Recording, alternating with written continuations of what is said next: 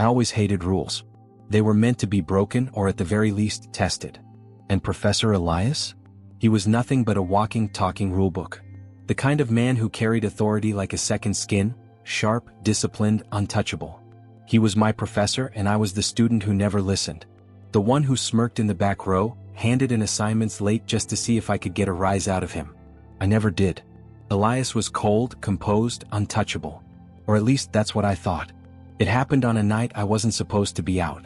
The underground club was dimly lit, filled with soft laughter, whispered secrets, and the occasional clink of glasses. The air was thick with something heady, temptation, indulgence. I wasn't searching for anything in particular, just a distraction. And then I saw him. Professor Elias. Dressed in black, leaning against the bar with his sleeves rolled up, exposing forearms I had no business looking at. But what made my breath catch wasn't just that he was here, it was the collar around his throat. A simple, thin band of leather, fastened tightly with a silver buckle. He was someone else here. Not the untouchable professor. Not the man who scolded me for my attitude, who never let his emotions slip in the classroom. Here he was, vulnerable. I stepped closer, watching as he sipped his drink, eyes focused on something unseen. He hadn't noticed me yet. Professor. His grip on the glass tightened. Slowly he turned and for the first time, I saw something in his face that I had never seen before. Panic. What are you doing here? His voice was sharp, clipped, but I could hear the undercurrent of something else beneath it. I smirked, leaning against the bar next to him. I could ask you the same thing. This is none of your business. He made a move to leave but I caught his wrist. His breath hitched. It was subtle but I felt it. I never took you for the type, I murmured, letting my eyes drop to the collar. Elias swallowed hard. Let go. Why? My fingers lingered for just a second longer before I released him. Afraid I'll see too much? His jaw clenched and for a brief moment I thought he might actually push me away. But he didn't. Instead, he turned sharply and walked away, disappearing into the crowd. After that night, something changed. He avoided me in class. His eyes, once sharp and challenging, now darted away whenever I looked at him. I pushed harder, spoke out more in lectures, challenged his every word, desperate to see him crack. But he didn't. Not until I cornered him after class one evening. I know your secret, I murmured, watching as he locked his briefcase with steady hands. Elias exhaled through his nose. And what exactly do you think you know? I stepped closer, testing him, waiting for him to push me away. That you like giving up control? His fingers curled into fists. Leave it alone. I tilted my head. But you're always in control, aren't you? In class. With me. Every second of the day. His breath came uneven now. You don't understand. Then make me. His hand shot out, gripping my shirt, pulling me forward until I could feel his breath against my lips. Do you think this is a game? His voice was low, dangerous. But I could see it now, the cracks, the hesitation. I think you've been lying to yourself for a long time. His grip faltered and in that moment I knew. He was mine to break. He was breathing too fast. I could feel it, hear it. His fingers still gripped my shirt, knuckles white as if holding on for dear life. Let go, he said, but his voice had lost its edge. I didn't move. You don't want that. His jaw clenched. His breathing turned uneven. I saw it then, the conflict burning behind his sharp, cold exterior. The part of him that wanted to push me away, to pretend none of this was happening. But also the part of him that wanted to pull me closer. I'm your professor, Elias said, his voice barely above a whisper. And? His fingers curled tighter into my shirt before he shoved me back. And this is a mistake. I stumbled but didn't let him run. Instead I laughed, low, teasing, deliberately cruel. If it's such a mistake, why haven't you walked away yet? His eyes flashed, something dangerous stirring inside them. You don't understand what you're playing with. Then teach me. I stepped closer again, pushing him against the desk. His hands gripped the edge so hard I thought he might break it. He swallowed, his Adam's apple bobbing, his lips parted as if he wanted to say something, anything, that would end this. But no words came. I lifted a hand, slowly, deliberately, watching his reaction as I traced the edge of his collar with my fingers. His breath hitched. I smirked. So obedient outside of class. But in here you act like you're untouchable. His chest rose and fell, ragged. You have no idea what you're doing. I leaned in.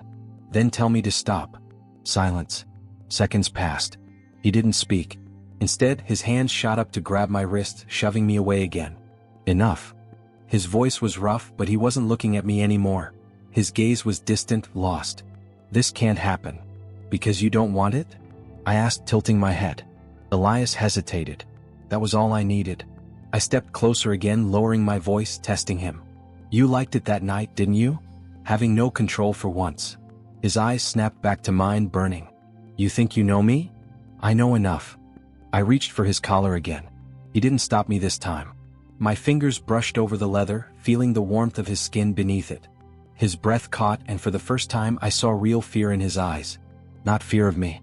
Fear of himself. "I can't," his voice broke. "You can," I whispered. He closed his eyes, exhaling shakily.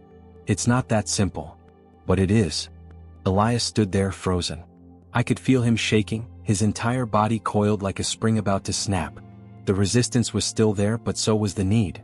Then, he grabbed my wrist and shoved me away again, harder this time. I said enough. I let out a breathless laugh. "You can push me away as much as you want, Professor, but we both know you're running out of excuses." He glared at me, breathing heavily. "This is wrong. You keep saying that, but your body tells a different story." His hands curled into fists. He was trying so hard to keep control, but it was slipping through his fingers. I leaned in one last time, my lips inches from his. "One day you'll stop fighting me," I murmured. "And when you do, I'll be waiting." I turned and walked away, leaving him standing there, breathless, conflicted, utterly undone. But I knew. This wasn't over. Days passed and Elias tried to avoid me. He walked the other way when he saw me in the halls. He stopped calling on me in class. He even sent me a formal warning about my behavior. It was almost cute how hard he was trying. But I wasn't done with him. One night, I waited outside his office. When he finally emerged, I stepped into his path. He sighed, running a hand through his dark hair. "Go home. Not until we talk. There's nothing to talk about." I smirked. "You're lying." His lips pressed into a thin line. "Move." I didn't. Instead, I leaned in, lowering my voice. "Say it, Elias." His breathing turned sharp. "Say what?" "That you want me." His entire body went rigid. "You're a student. So, he swallowed hard. "It's not right. Because of a rule? Or because you're afraid of what happens when you give in?" His hands clenched at his sides. His breath was uneven. I could feel the war raging inside him. Then, in one sudden movement, he grabbed the back of my neck and crushed his lips against mine. The kiss was rough, desperate, years of restraint crumbling in an instant. He was breaking. And I was the one who made him do it. After that night, Elias avoided me even more. He refused to speak to me in class. He rejected every attempt I made to push him. Until I found him at the club again. This time he wasn't at the bar.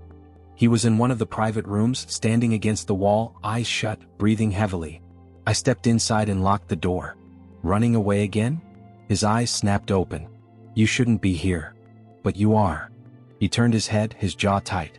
"You don't understand what you're doing to me. Then show me." I stepped closer, hands brushing against his chest. His breathing stuttered. "I can't," he whispered. "You already are." His fingers dug into his sides, shaking.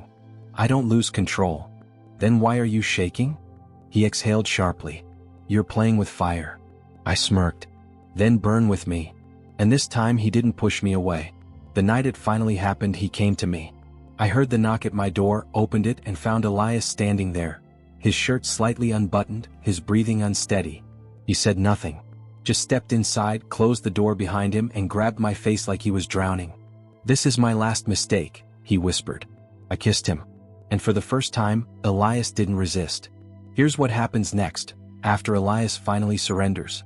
The aftermath of that night isn't simple. It's raw, messy, and filled with tension neither of them can ignore. I woke up to silence. The room was still dark, the city lights casting faint streaks of silver against the walls.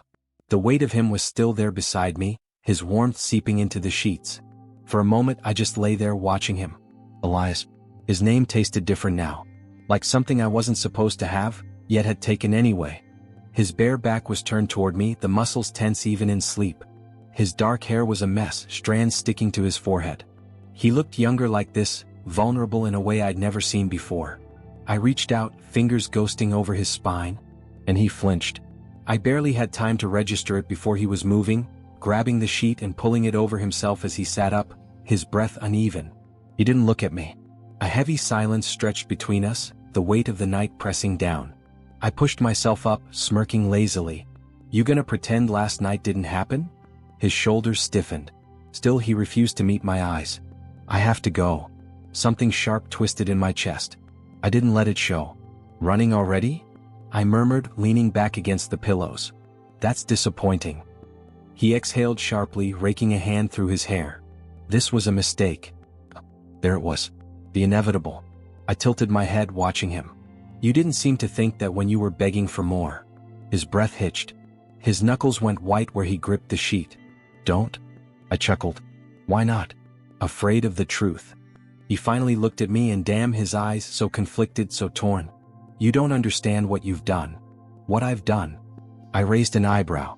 Elias, you're the one who came to me. His jaw clenched. And I shouldn't have. The words stung more than I expected. I pushed the feeling aside, shrugging. Too late for regrets now, don't you think? He stood abruptly, grabbing his clothes off the floor. He moved quickly, efficiently, like if he left fast enough, he could outrun what had just happened. I watched him dress in silence. The way his fingers shook when he buttoned his shirt. The way he avoided looking at me as if acknowledging me would make it real. When he reached for the door, I spoke. Are you gonna pretend this never happened? He paused. For a long moment he didn't say anything. Then finally, yes. I scoffed, sitting up. Coward. He turned, eyes flashing with something I couldn't quite place. This can't happen again. I smirked. Wanna bet? Elias exhaled, rubbing his temple. I'm your professor. This? He gestured between us, struggling to find the words. This is dangerous. I stood, crossing the room until I was in front of him. He tensed as I leaned in, my lips barely brushing his ear. And yet, I whispered, you keep coming back. His breath caught. I pulled away, meeting his gaze head-on. His pupils were blown wide, his lips slightly parted, his resolve cracking right in front of me. I could have kissed him again. Could have pushed him just a little further. But I didn't. Instead, I stepped back, smirking. See you in class, Professor. His throat bobbed as he swallowed. Then, without another word, he turned and left. The door clicked shut behind him. I stared at it for a long time, running a hand through my hair, exhaling. This wasn't over.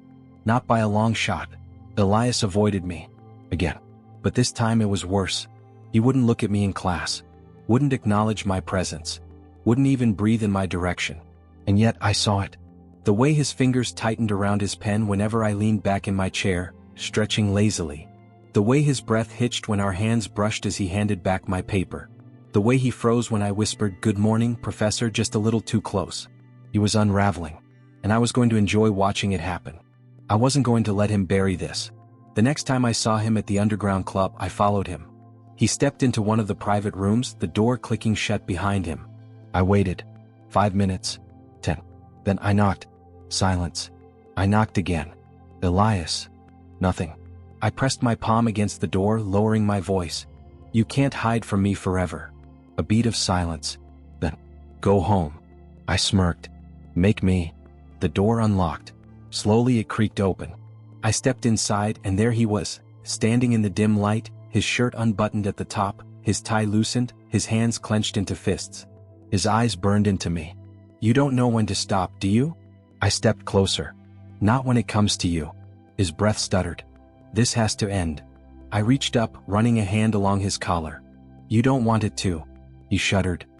His hands twitched at his sides, like he was fighting the urge to grab me.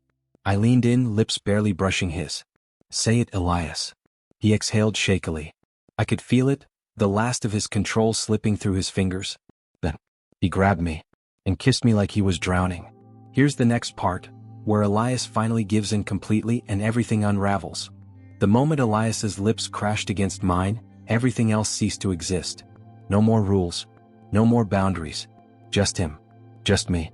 His hands were rough, desperate, gripping my shirt like I might slip away if he let go. I pushed him back against the wall, deepening the kiss, swallowing every gasp, every tremor. He was always so composed, so controlled. But not now. Now he was breaking. I could feel it in the way his body pressed against mine, in the way his fingers tangled in my hair, pulling, kneading, aching. I grinned against his mouth. Finally. Elias let out a shaky breath, his forehead pressing against mine. Don't gloat. I chuckled, my fingers tracing down the open collar of his shirt, over the frantic pulse at his throat. Why not?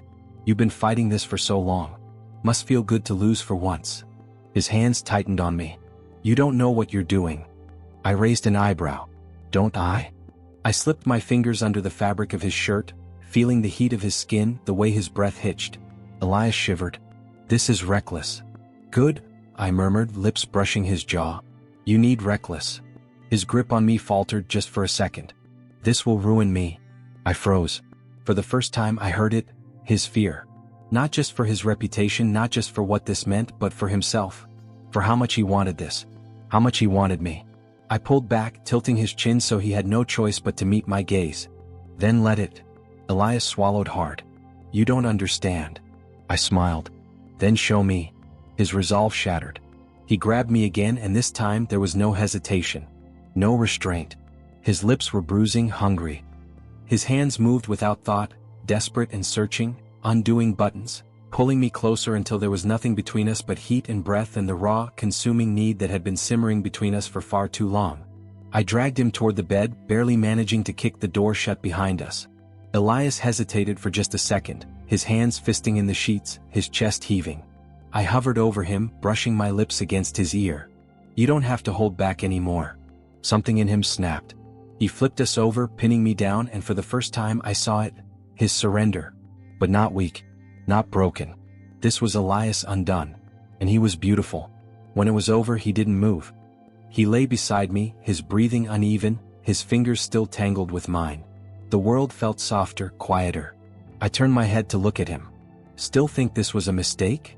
He exhaled. Yes. I smirked. Liar. Elias closed his eyes, his grip tightening. You make everything difficult. I rolled onto my side, propping myself up on one elbow. You love it. He didn't answer. But he didn't let go of my hand either. The morning after should have been quiet. Peaceful. Instead, the world came crashing down.